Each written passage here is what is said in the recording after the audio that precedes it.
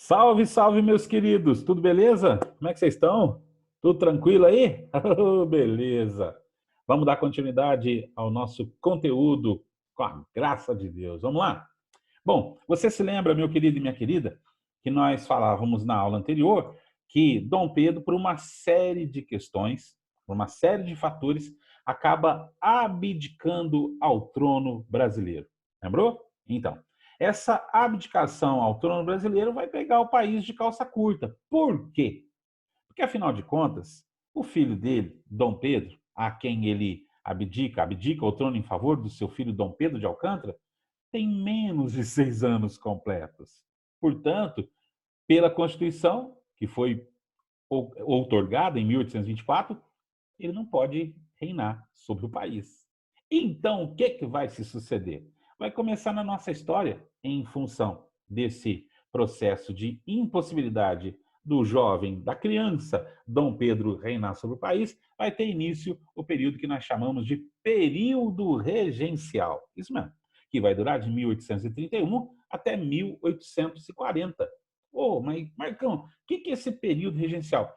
É mais ou menos uma experiência republicana, só que não dentro dessa faixa de tempo aí, entre o primeiro e o segundo reinado. Então, é um período diferente da nossa história, mas muito importante. É meio que um período republicano dentro da monarquia. Você me entende?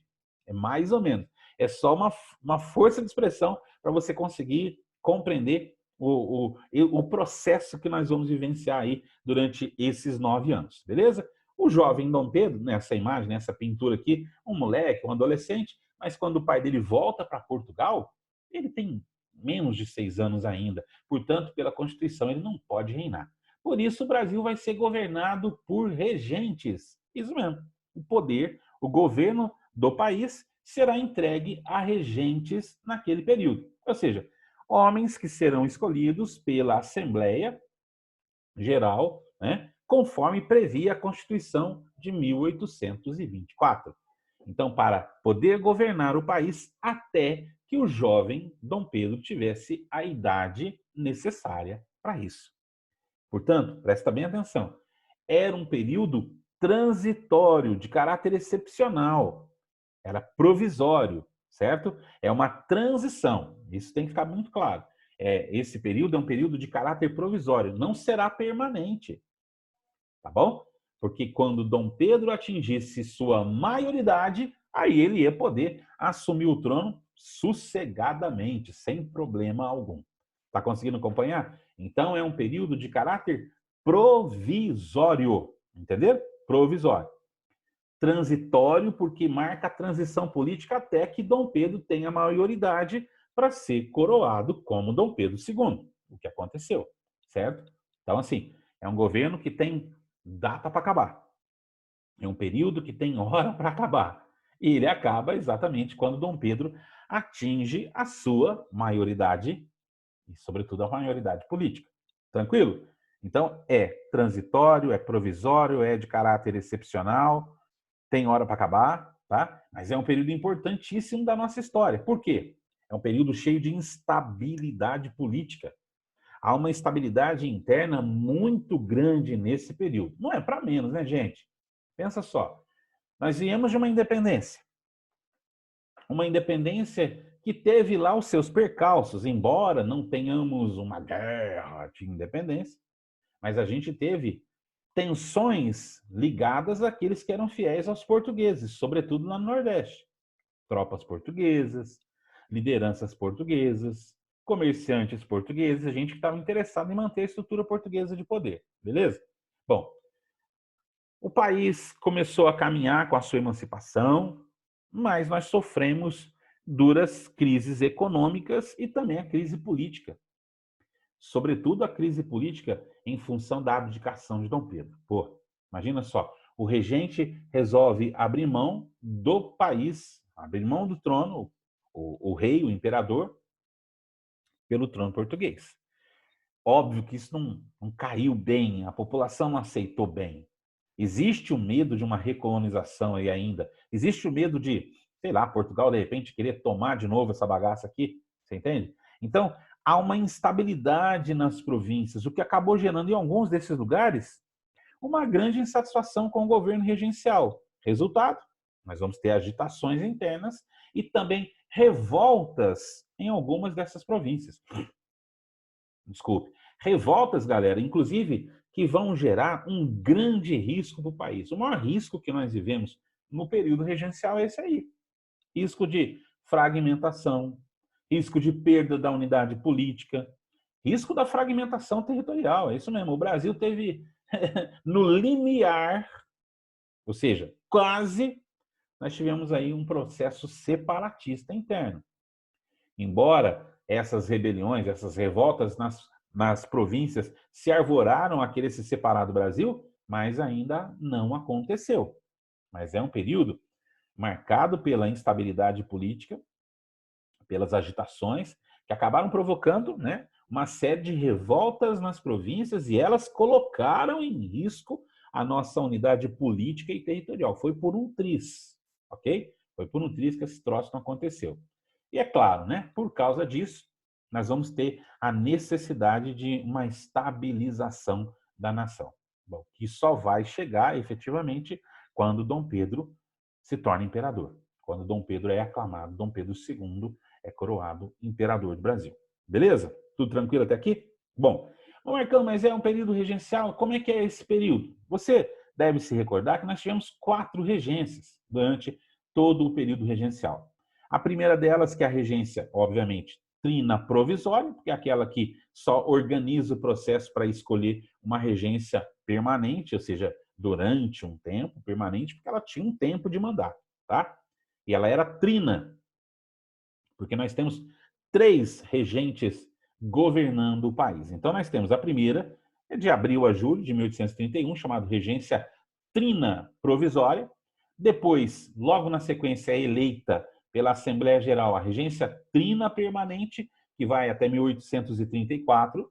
Depois nós temos uma mudança constitucional que promove a Regência Una, e quem vai ser eleito é o padre Diogo Antônio Feijó, que vai estar como regente do país entre 1835 e 1837, né? Um período de avanços importantes para a nação, avanços liberais, muito significativos para a nação, e depois é eleito o regente Araújo Lima. Essa regência, a regência do Araújo Lima, ela marca também o início de grandes tensões na nação.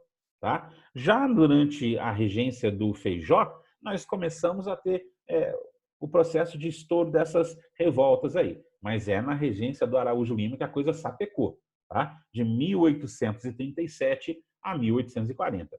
Se na regência do Feijó, nós temos um certo avanço liberal, caramba, na regência do Araújo Lima nós vamos ter um retrocesso, um regresso conservador, sabe?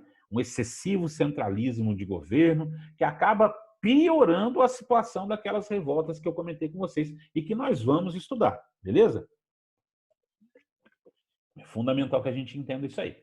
Cada uma dessas regências tem a sua função, seu nível de importância. Bom, óbvio, nós não vamos entrar aqui em pormenores e em detalhes de cada uma das regências, mas aquilo que é fundamental, aquilo que é importante da gente saber, nós vamos comentar sobre elas, tá bom? Na regência trina provisória, portanto, nós temos um momento bastante tenso aí. Deixa eu só mudar aqui, que eu acho que eu apertei o botão errado. Peraí. Agora sim. Não, ainda não? Peraí. É verdade, não, eu estou antecipando as coisas aqui. Antes da gente falar de cada uma das regências, o apressado come cru. Antes de eu falar das regências, é importante que a gente saiba, já que tem toda essa agitação política interna, que grupos políticos estão vigorando, estão lutando pelo poder aí durante o período regencial. Nós temos 3 grandes tendências políticas durante esse período. Nós temos os restauradores, nós temos os liberais moderados e nós temos os liberais exaltados, já que a gente comenta um pouquinho a respeito deles. Aqui um quadrozinho geral só para apresentá-los. Os restauradores, também chamados de caramurus, os liberais moderados, chamados de chimangos, e os liberais exaltados, que eram chamados de jurujubas e, sobretudo, farroupilhas. Grava bem isso aí, beleza? Restauradores, caramurus, liberais moderados, chimangos, e os liberais exaltados, os farroupilhas. Cada um representa um setor. Cada um quer alguma coisa. Aqui está o resuminho para vocês. Vamos aprofundar o que cada um desses 3 grupos políticos pretendia. Lembrando que em todos eles, certo? Existia um forte apreço a manter as estruturas como elas são, tá? Nós não tivemos nenhum desses grupos políticos lutando arvoradamente pelo abolicionismo ou pelo republicanismo, embora um desses grupos está interessado no processo de federalização, de autonomia das províncias, com toda certeza. Vamos lá. Primeiro deles, gente, a primeira tendência política é a dos restauradores, ou seja, os caramurus. Óbvio, com o nome já está falando, restauradores. Eles querem restaurar alguma coisa. Bom, eles querem restaurar uma monarquia absolutista. Eles querem a volta de Dom Pedro, gente. É óbvio. Quem que faz parte desse grupo? Os portugueses que estão aqui, né? Os descendentes de portugueses, sobretudo ligados à burocracia do Estado, aos ricos comerciantes, a tropa que estava interessada na manutenção de Dom Pedro I. É essa cambada que faz parte desse grupo político. Não entenda isso como um partido político, como a gente conhece hoje em dia. Isso aqui é um grupo político, eles têm seus ideais, suas ideias, projetam essas suas ideias, mas não são oficialmente um partido político, não. Tá? Eles são ligados a partir desses pontos em comuns que cada um deles tem. Tá? Então, aqui é a portuguesada ligada a Dom Pedro. Eles não querem de jeito nenhum reformas políticas. Eles são ultraconservadores, eles querem que se mantenha as coisas como estão. Mas não tem jeito de manter como estão, porque uma das coisas importantes que eles defendem não está aqui, que é Dom Pedro que está lá em Portugal. Eles querem a volta de Dom Pedro. Eles são absolutistas. Eles entendem que a melhor maneira do país se concretizar como nação, evitar os riscos, é a manutenção de uma monarquia absolutista e que Dom Pedro I deixe essa loucura de Portugal e volte para cá. Mas isso nunca aconteceu, certo? Restauradores, ou chamados de caramurus também. Esse grupo aqui quer especificamente manter as coisas como elas eram. Mas para que isso acontecesse, queriam a volta de Dom Pedro I para o Brasil, o que nunca aconteceu. Dom Pedro morreu pouco tempo depois, né, em Portugal, gente, coitado, morreu jovem até, beleza? Então essa tendência é aquela que quer a volta da monarquia absolutista a todo custo, mas quer Dom Pedro de volta. Óbvio que não deu certo. Depois deles, meus queridos, nós temos os que são moderados, são liberais, nem tanto. Os liberais moderados, também chamados de chimangos. Liberais, mas moderados. É estranho, né? Liberal e moderado ao mesmo tempo. Bom, quem que é esse grupo? O que eles querem? Né? Parecendo aquele apresentador que fala assim, quem são esses caras? O que eles querem? O que eles desejam? O que eles comem? Hoje, no Globo Repórter. Ah, que imitação mais xoxa, horrorosa, ridícula. Os liberais moderados estão interessados no quê? Bom, primeiro, é importante que você saiba que são os grandes proprietários rurais, sobretudo aqui do Sudeste. Aquela tropa que já estava, de certa maneira, começando a ganhar muito poder e que no segundo reinado vai ser a galera que vai ter muito poder, os aristocratas fundiários, ou seja, a aristocracia fundiária. São os grandes proprietários rurais aqui do Sudeste. Também não estão falando de abrir mão de ponta nenhuma. Querem continuar a monarquia, a manutenção do escravismo, portanto, são escravocratas, não estão interessados em mudança, em nenhum tipo de mudança, ela não os interessa. Defendem o federalismo, ou seja, que as províncias tenham lá a sua autonomia federal, mas com um forte controle do governo central, ou seja, com um forte controle a partir do Rio de Janeiro. Bom, como é que seria isso, né? Federalismo, mas controlado pelo governo central? É meio estranho, né? Federalismo é a autonomia das províncias que fazem parte da federação. Os liberais moderados, tá vendo? Querem continuar desfrutando dos privilégios, não querem largar do osso nem a pau, mas são mais ou menos flexíveis com relação às províncias. E nesse momento, eles são a principal força do governo. São a principal força política daquele momento, daquela época. Os proprietários rurais que defendem essa visão um pouco mais liberal, mas nem tanto, né? os chamados liberais moderados. Tranquilo? Percebeu a diferença deles com os conservadores lá, os chamados restauradores? Aqueles lá querem de todo jeito a volta do absolutismo. Esses querem um certo relaxamento em relação às províncias, mas querem a manutenção da monarquia. São escravistas, querem a manutenção dos seus privilégios enquanto grupo político dominante daquele momento. E, é claro, aí a gente tem os exaltados. Como o próprio nome está falando, é os caras que vêm para rachar. São os que não estão muito interessados no diálogo. Não querem o continuismo político, não querem a manutenção daquelas estruturas, eles querem mudança. Por isso, eles são chamados de exaltados. O que eles propõem é algo diferente. Tá? Primeira coisa interessante, que não são os que estão ali na região sudeste. Não são a elite fundiária rural, mas são proprietários rurais de regiões periféricas do Rio de Janeiro. Né? O pessoal lá do sul, vai ter uma revolta com o nome deles, Revolução Farroupilha, ou Guerra dos Farrapos, certo? Essa tropa aqui é também configurada e adere a esse grupo a classe média urbana, certos setores do exército que estão percebendo uma perda gradativa de poder, certo? Os liberais, eles estão interessados no fim da monarquia, parte deles estão interessados numa proclamação de república, embora o republicanismo não fosse defendido em vias gerais, ok?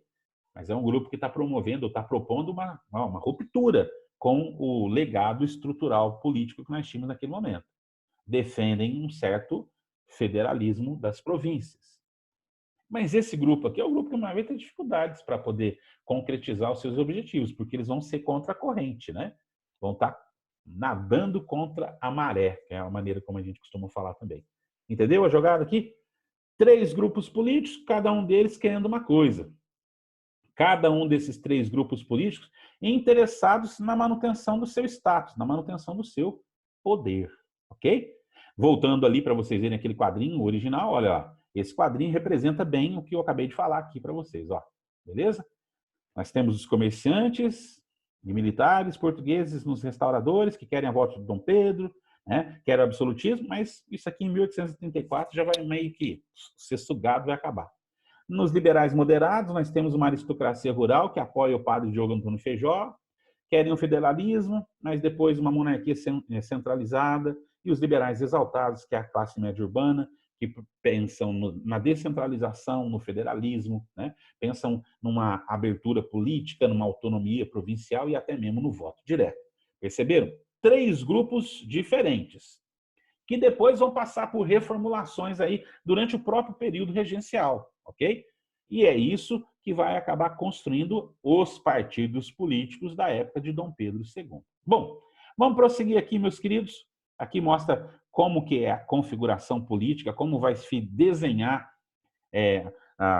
o cronograma dos partidos políticos que a gente tem a partir do período regencial e depois lá no governo de Dom Pedro II. Bom, a regência trina provisória, vamos para ela? A trina provisória, como o próprio nome está falando, é uma regência rápida. Ela suspende o poder moderador, que só era de uso exclusivo, né? Era de uso exclusivo do monarca. Portanto, não existia naquele momento a necessidade de um poder que concentrasse os demais, certo? Uma aguinha é sempre bom. Então, essa regência suspende o poder moderador e vai promover a eleição de uma regência permanente. Organiza, então, a transição do processo monárquico para um governo regencial. Então, essa regência rápida, uma regência especificamente para essas questões aqui, e ela elege a regência trina permanente, tá? Que vai ficar aí até 1834. Essa regência já chama atenção porque ela vai criar a Guarda Nacional, através do ministro da Justiça, o padre Diogo Antônio Feijó, né? A criação da Guarda Nacional ela é um elemento importante para a gente entender o processo político brasileiro dessa época. Porque com a criação da Guarda Nacional, você, de certa maneira, reduz um pouco o poder do Exército. O Exército vai chiar a barbaridade. Por quê? Porque você passa a dar poderes para os grandes proprietários rurais, certo? Você passa a dar poderes para os grandes proprietários quando você começa a vender títulos, ou melhor dizendo, não vou falar postos no exército, mas começa a se vender uma patente militar para quem não é militar, tá? É nesse momento que começam a surgir os chamados coronéis ligados a grandes propriedades rurais.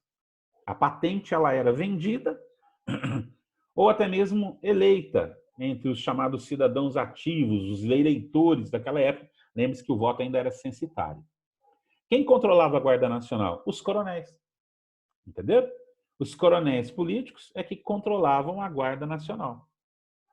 E controlando a Guarda Nacional, acabavam utilizando a Guarda Nacional como uma milícia, como uma estrutura de poder pessoal no seu reduto político. Então, a criação da Guarda Nacional desagradou o Exército, né? Agradou em cheio aqueles que podiam comprar essa patente de coronel, os chamados coronéis políticos das regiões do interiorzão do Brasil. Sobretudo os grandes latifundiários, os grandes proprietários de terra. Beleza? Então, isso aqui é muito importante. É na regência trina permanente que isso começa a surgir e se concretiza depois com Feijó, com Araújo Lima, com o próprio Dom Pedro II, e aí nós vamos ter, durante o regime oligárquico, a expressão máxima dos coronéis. Porque aí você não precisa mais comprar o título, né, de coronel. Já está estruturado, encalacrado na cultura política brasileira daquela época. Esse esquema vinha de interesse, vinha de encontro aos interesses desses grandes fazendeiros, que caiu como uma luva para aquilo que eles queriam. Beleza? Tranquilo até aqui? Sossegado? Se você tiver dúvida, não se esqueça, por favor, hein? Entre em contato comigo, manda sua mensagem que eu vou ter o maior prazer em responder. Tranquilo? Depois da regência trina permanente, ou melhor, ainda na trina permanente, o que vai começar a dar ares novos na relação política com as províncias é o ato adicional de 1834. Durante aí a regência trina permanente e com forte influência do padre Diogo Antônio Feijó, criou-se uma reforma da Constituição de 1824. Aquela Constituição imposta por Dom Pedro I, ela vai ser reformada nesse ato adicional. Uma reforma política que vai promover, de certa maneira, uma conciliação entre aqueles que eram moderados e aqueles que eram exaltados. Vai conciliar os interesses, na medida do possível, para evitar conflitos políticos desses dois grupos. E isso acabou sendo, de certa maneira, bom para as províncias, porque cria-se as assembleias legislativas de cada província. Aí começa a surgir os deputados estaduais. Era a capital, ou seja, era o Rio de Janeiro quem nomeava os presidentes de cada província, mas o resto era a própria província quem cuidava. Dava-se para ela, com o ato adicional, uma certa autonomia positiva que agradou profundamente, né? E uma outra coisa importante é que esse ato adicional ele substitui a regência trina por uma regência una, ok? A partir daquele momento nós não teremos mais 3 regentes governando, mais um que era eleito pela Assembleia Geral, né? Pela Assembleia Nacional. Tranquilo até aqui? Hoje a voz está ruim, gente. Bom, e aí logo depois vem a regência do padre Diogo Antônio Feijó, que vai durar de 1835 a 1837. Poderia ter durado mais tempo? Poderia, mas o padre Feijó não aguentou o rojão e acabou renunciando ao mandato. Estava muito doente, mas extremamente pressionado por vários setores da política nacional brasileira. Bom, o ato adicional, de certa maneira, promoveu um avanço liberal, tá? E na outra regência vai existir um regresso conservador. Esse avanço liberal foi acompanhado também de revoltas que se espalharam pelo Brasil. A cabanagem, a sabinada, a Revolução Farroupilha, certo? Que começaram aí durante a regência do padre Feijó. Mas, como eu falei para vocês, é um período de certa autonomia política.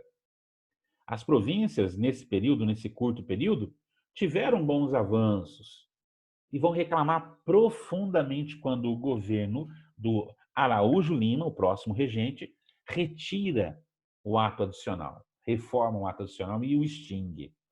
Putz, aí as províncias acharam barbaridade. Aí nós vamos ter um período de intensa instabilidade que, olha, quase botou a perder politicamente a nação. Tá? Mas é um período que os grupos políticos, aqueles 3 que eu falei para vocês, começou a se reorganizar. por conta de uma certa adesão de um grupo a outro. Como que ficou? Bom, os liberais moderados acabaram gerando dois outros grupos, olha só. Os progressistas, que mais tarde vão ser chamados de liberais, a classe média urbana, né, com alguns proprietários rurais, alguns membros do clero, eles eram favoráveis ao Feijó e ao ato adicional, os chamados progressistas do futuro, aqueles que vão estar durante o período de governo do Dom Pedro II, vão ser chamados de liberais. E o outro grupo são os regressistas, certo? Aqui a maioria era grande proprietário rural, gente da aristocracia, gente ligada à burocracia do governo. Esses não são favoráveis aos avanços liberais promovidos pelo ato adicional e mantidos pelo padre Feijó. Eles são mais conservadores, centralistas, entendem que tudo deve partir do governo central, porque aí eles podem mamar no governo, né, gente? Aí eles podem mamar nos privilégios que o governo lhe dá. Perceberam? Então, o que nós temos aqui? Um período tenso, porque a pressão sobre o padre Feijó vai ser muito grande, sobretudo por esse grupo, os chamados regressistas. Eles não estão interessados nos avanços, eles não estão interessados em que haja maior participação das províncias, maior autonomia, maior liberdade, porque isso, na visão deles, pode botar em risco o governo central. No fundo, eles estão interessados em manutenção do seu próprio poder, né? E aí vai ser um período de fortes conflitos políticos entre esses dois grupos. E a forte oposição ao regente Padre Feijó, que não vai aguentar o rojão, né? A pressão vai ser muito grande dos grandes proprietários, dos grandes latifundiários, né? Dos chamados regressistas, e aí ele vai renunciar ao seu mandato em 1837. Estava um pouco adoentado, mas acabou ajudando essa pressão toda a fazê-lo renunciar. Quem que vai ser eleito para continuar, para ser o novo regente do Brasil, é o Araújo Lima, um político ligado ao setor mais conservador. Araújo Lima, o chamado regresso conservador. Com ele, nós temos um processo dos regressistas que vão assumir o poder. Então, se de alguma maneira, na regência do Feijó, nós tivemos avanços, né? Desenvolvimento, privilégios que foram derrubados, liberdades para as províncias que foram conquistadas, né? Liberdades conquistadas, aqui anula tudo isso. O regresso, né, do conservadorismo, do centralismo político no poder foi um tiro no pé das províncias e elas vão ficar profundamente satisfeitas. Por isso, esse regente aqui vai ver a batata assar. O Araújo Lima realmente vai ter um governo extremamente tenso e instável, tá bom?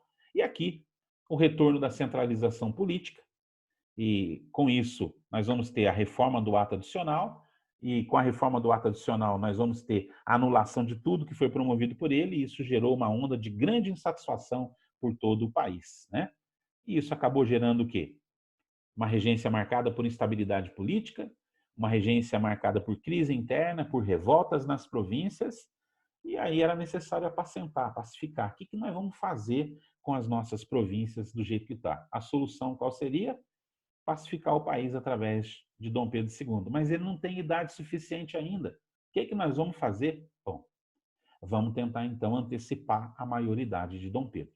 É aí que surge o chamado Clube da Maioridade, organizado pelos liberais e que depois vai ser aceito também pelos conservadores, né, pelos regressistas, porque entenderam que a única solução era promover a antecipação da maioridade. Então começa-se a manipular, a se propor um golpe na Constituição, um golpezinho na Constituição, isso é comum, né, na Constituição daquela época, vamos dar um golpezinho para tentar antecipar a volta, antecipar a maioridade de Dom Pedro. E o que vai se concretizar depois com esse arranjo político liderado pelos liberais, mas também orquestrado pelos conservadores, que aí funda, consegue constitucionalmente no Parlamento brasileiro, na Assembleia Nacional Brasileira, antecipar a maioridade de Dom Pedro para que ele pudesse ser coroado imperador e então governar o Brasil e, se Deus quisesse, pacificar toda aquela crise interna, aquela agitação política que quase pôs o Brasil a perder sua unidade política e os seus territórios. Xuxa, tranquilo? Sossegado? Então, galera, Logo, logo nós estamos de volta para continuar falando agora das revoltas regenciais que estouraram aí durante esse período. Beleza, gente? Beijo do gordo, fiquem com Deus e até a nossa próxima videoaula, se Deus quiser. Tchau, tchau!